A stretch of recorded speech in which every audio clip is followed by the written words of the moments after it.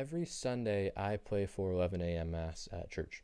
I'm always assigned 4 to 5 hymns, full-length hymns, but the middle two, the offertory hymn and the communion hymn, I'm always improvising and going off script. It's always solo piano, and I have the chance to show off a little bit and get creative. I want to go over the exact process that I'm going over in my head whenever I'm improvising and trying to come up with my own arrangement. This is the process of taking a piece of music, really any piece of music, but in this case it's going to be a relatively straightforward hymn, stripping it down to its most basic form, looking at the chords that are played, the function that each chord plays in the piece of music, and how to bridge the gap between the melody and the accompaniment, what to do when going off script and improvising.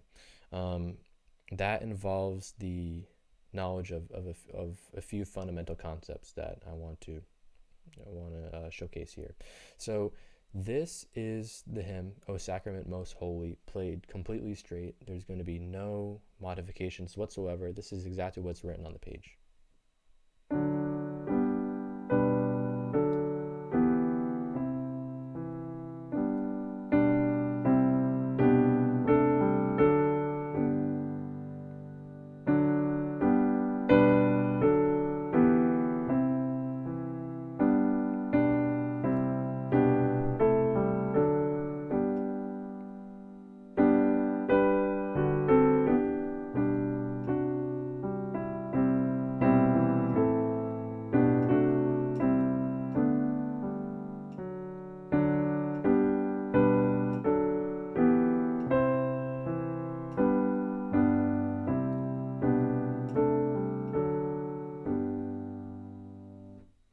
And I lied a little bit. I did add a couple little,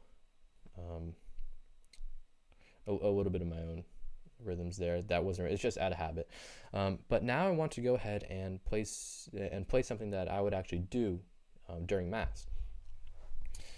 I'm going to move around a lot. I'm going to be changing my position a little bit. I'm going to be going off script, and sometimes I'm going to be playing the melody at all. And I want to show exactly what I would do. So something that I play in Mass would sound a little bit like this.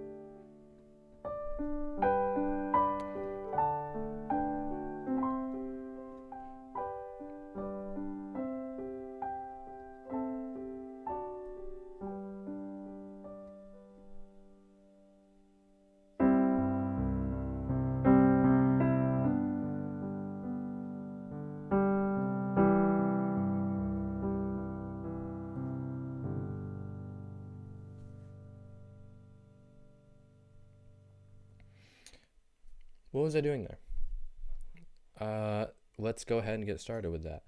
We have a total of 4 chords in this hymn. We're in the key of G, and we're using G chord. Briefly, there is an A minor, C major, D major, and G major. So that's a total of 4 chords there. Those main 3, we'll ignore A minor for now since it's only used once. Those main 3, G is our tonic. Every time there's any sort of movement in the piece, it always wants to return to the tonic chord, which is G. That's because G is home base. That's what everything starts on. It's what everything resolves to. C is stepping off of home base for a second to unknown territory. This provides a little bit of tension, a little bit of interest. That's a subdominant function.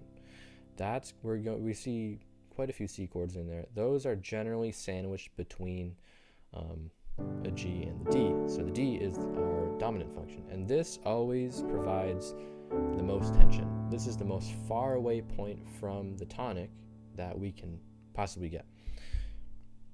That's why this always is succeeded by a tonic chord.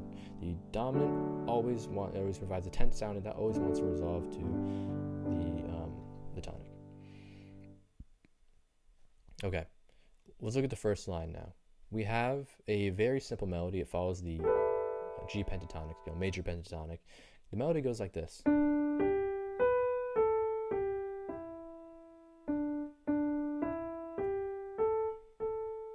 Hanging around G. Now, above each, I have chords written above each separate chord in this piece. I'm gonna go ahead and play the bass note that's associated with each chord, and combine it with a melody.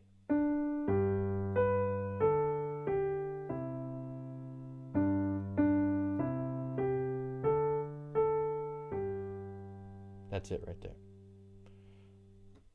Now we have the skeleton of the song. This is like the two pieces of bread on a sandwich. We need to fill it up with something a bit more interesting, otherwise it's just bread and that's not a sandwich. So using my knowledge of chords, inversions, and scales, we're gonna go ahead and fill in these gaps. My first chord is a G, and if I want to fill in the space between the melody, which is G, and the bass note, which is G, they're the root, I'm gonna go ahead and add our third and fifth in order to complete that chord, in order to have a full triad. In my right hand, I have a first inversion G major. Using inversions, I'm able to move around the keyboard quite a bit, and it's almost like a puzzle. If B was my melody and I wanted to fill in the rest of the G major triad, I know my inversions, and so I can go ahead and automatically fill those in. Here we have a second inversion, but in this case, we're just going to stick to first inversion because that's our melody there. Now, right away, we actually move up to B. There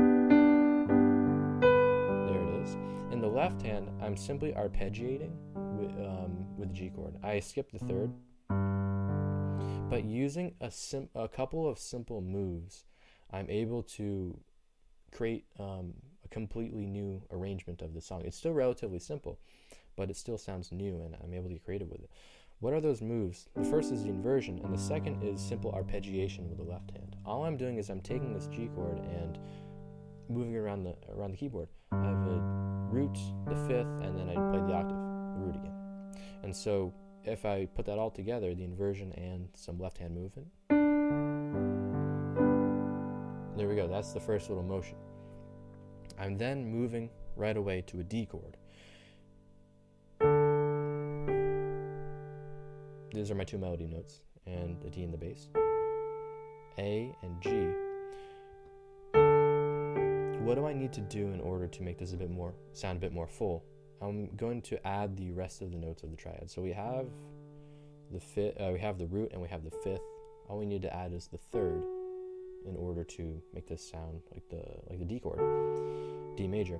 And in order to again add to it, I'm going to do two simple things. Add the inversion in, or the rest of the chord. There we have the 4-note chord, and add a little bit of arpeggiation with the left hand. And that immediately goes to a C chord. These chord changes are pretty quick, so bear with me on these. Immediately to C major, same exact concept. So our melody is E, and I want to fill in the rest of the chord, so going inwards, these are all of the possible spaces that can be taken up. Now if I wanted to change it up a little bit and go down with the left hand and play lower in a lower register, I could do that as well. So that might sound a little bit something like this.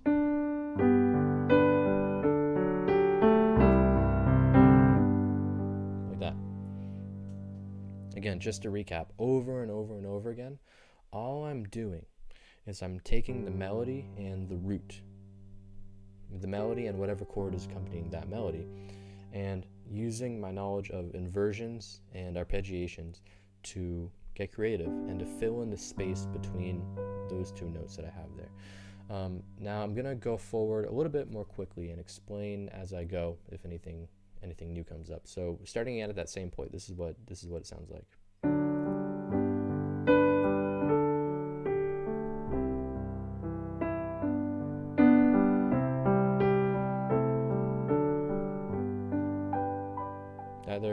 There was just a little effect. That is a second inversion G chord. I could also do something a little bit like this.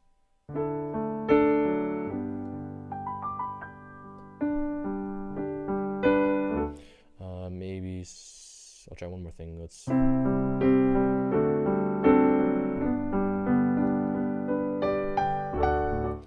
little arpeggio. Same exact concept. I'm just playing the notes of the G major triad. I'm going to keep going.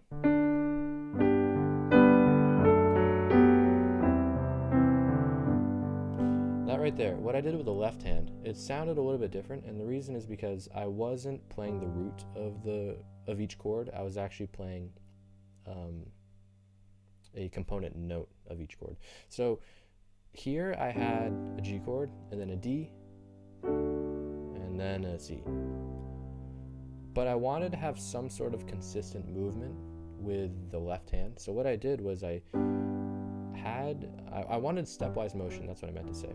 I wanted a little bit of consistent stepwise motion with the left hand. So what I actually did was, in order to switch between the chords, I immediately thought of my inversion and what note I could fill with the left hand in order to play whatever note was right, whatever note was closest, really. So here's G, and then I actually took the second inversion of D in order to play this F in the bass. That's why that's there. And then I moved to C. C here, E is the third. And so maybe you don't like that sound, maybe you love it, but that is simply a way to shake things up a little bit.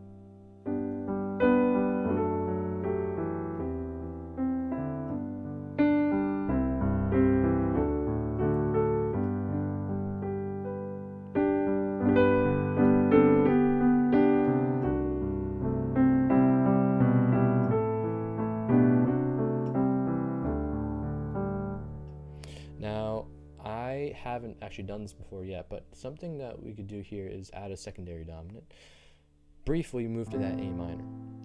That's also, I forgot to mention this at the very beginning of the video, but this is a subdominant chord. So it's not a dominant, it's not a tonic, it's there in between. It's meant to provide a little bit of movement. And in order to go to this A minor, I'm actually going to add a new chord. I'm going to add a secondary dominant. A secondary dominant is a chord that is outside of the key of what we're playing in. I'm going to add the chord of E flat major 7. Sorry, that's a E flat dominant 7. So I'm going to add an E7. This E7, the root of this note is located 5 steps from, or 5 scale degrees from A. And so that's why it sounds good. A secondary dominant, as we know, the dominant function in general always is 5 steps from the root or the tonic. Briefly, we're going to step outside of the key of G and go to A minor. What chord serves as the dominant to this, if this was the tonic, theoretically. We'll pretend this is the tonic for now. It's E. That's why it sounds pretty nice. And I'm going to try to see if we can incorporate it into this.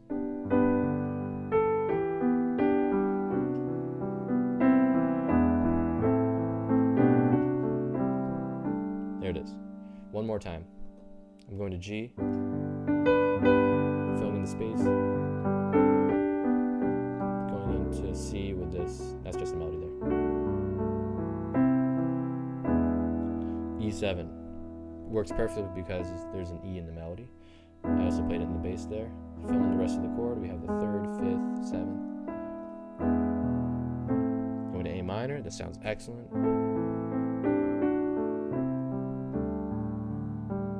And then here's the rest of the hymn.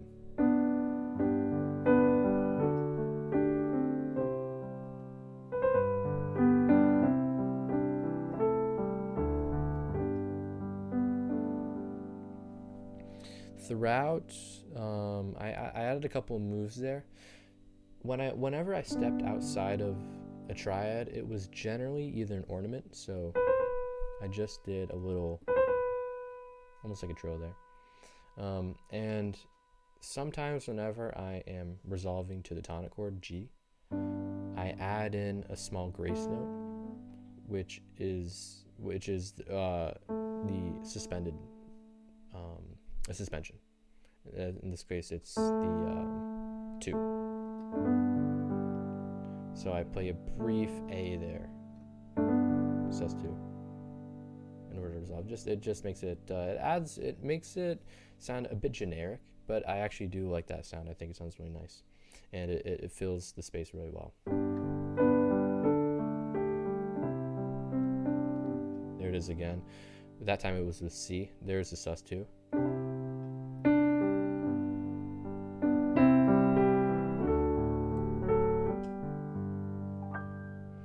Now, real quickly, when I improvised that new arrangement at the very beginning of the video, that first line, those first 4 bars, was just purely vamping. All I was doing was looking at the chord on the sheet and playing around with the inversions and arpeggiations. So that right there was just a G major triad. But if I break up the chord like that and I arpeggiate with the left hand,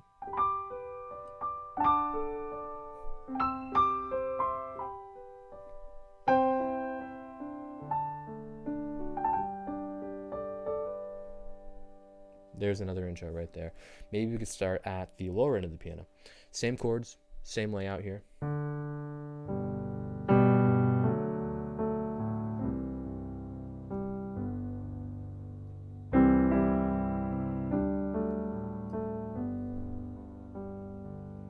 There it is again. Maybe get even more creative. Let's see what else we can come up with.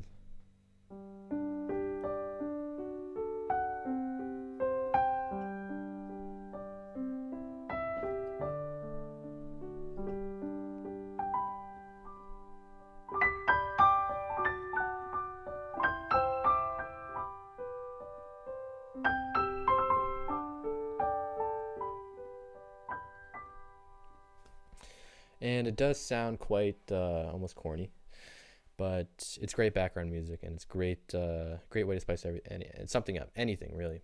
You can do this. You can apply this to truly any song. Let's actually go ahead and take a look at a new piece here. Let's see what I got. So here's a nice one. Just a quick example. I'm not going to go through every single thing, but here's a new hymn, "See Us, Lord, About Your Altar," and I'm gonna play it straightforward, no modifications, and then make a small arrangement after. It's in the key of D.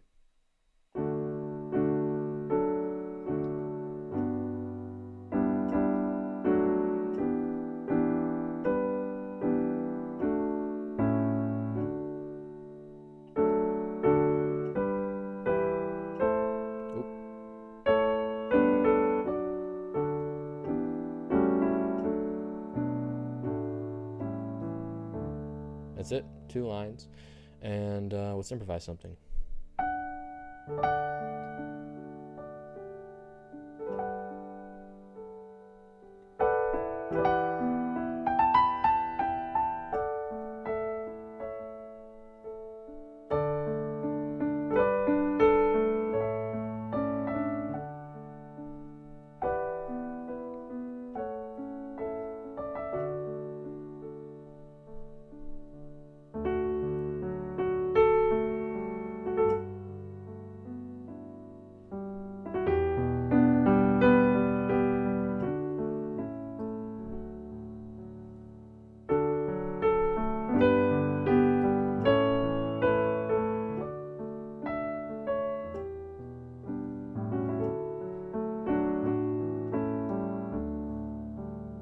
A couple of parts with that were a bit rough, but I'm going to give one more round.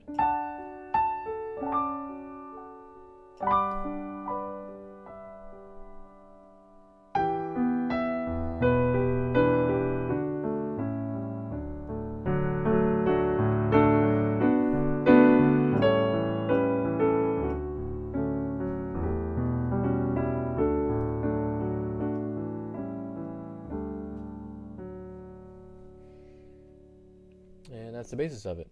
All I was doing there was I was looking at the chord, I was looking at the melody, and trying to fill in the gaps with my knowledge of chords, inversions, extensions, a little bit of like seventh chords and whatnot. And that was about it. That's truly all it is. A little bit of arpeggiation, inversions. Again, I'm just sort of repeating myself now. But my goal is to create some resource for all pianists to be able to look at melody and accompaniment, look at a chord chart along with the melody, or maybe even look at pieces that they want to play, and to be able to bridge in the gaps themselves and to make whatever they think is beautiful just by looking at the notes in front of them, not having to read a piece of sheet music and to look at someone else's arrangement in order to have the joy of just sitting down at the piano. I want to go ahead and create these video lessons in some sort of format so that you can go ahead and look and see every question that you could possibly. I want to provide the answer to every question that could possibly be made about this topic. And so in the link in the description, I'm going to go ahead and link a Discord. It's brand new. There's no one in it. And if you have any questions, fire away, because I want to answer and I want to create videos like these in order to solidify or to grow my own knowledge and my own confidence in what I do, but also to help people achieve the same thing. That's my goal here, and consider that.